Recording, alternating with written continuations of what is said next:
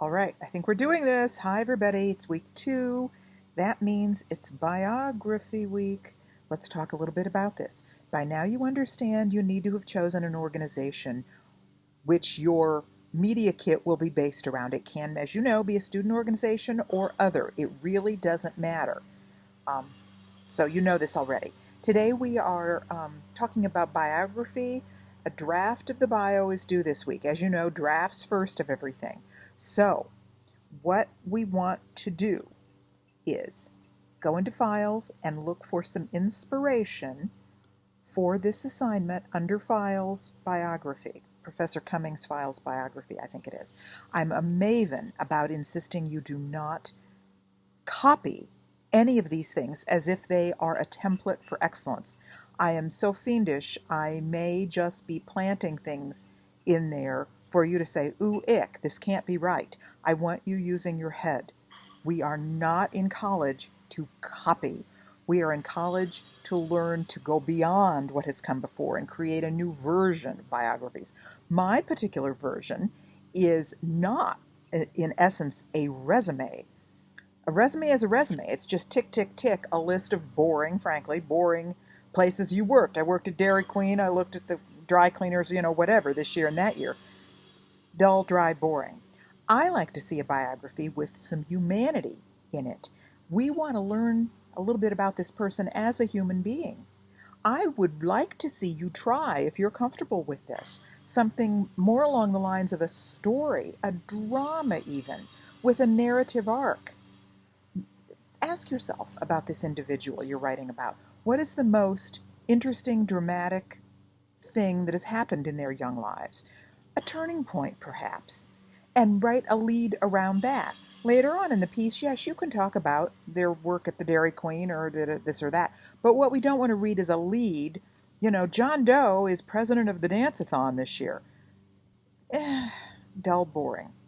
I'd rather read that John Doe's life was shaped by the death of his grandparents when he was 7. Humanity, humanness, inspiration, a little drama. That's what I think would be interesting to try, something along those lines. Don't forget graphics. Don't forget links as pertinent in your piece. A lot of white space, big on white space, also known as negative space, in all written documents. Consider your audience, as always. The audience for this media kit is journalists. Now, the media kit is pretty much what its title would imply.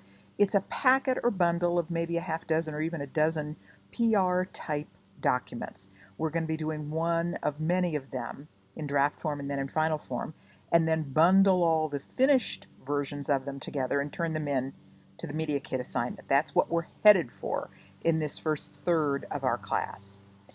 Usually a media kit is handed out in person to journalists in hard copy. We're not doing that, but I want you to know people still have a fond memory of what a nice thing a hard copy can sometimes be.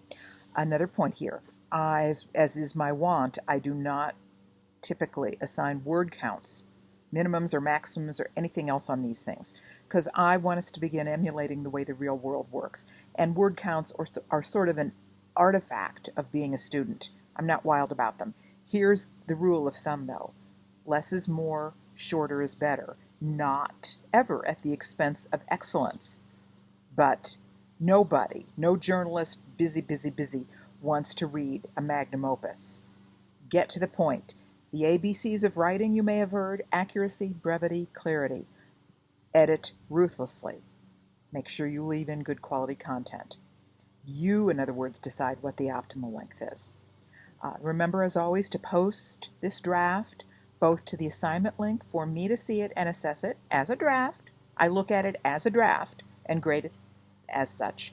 And secondly, to the discussion board, which is where our peer reviews are taking place.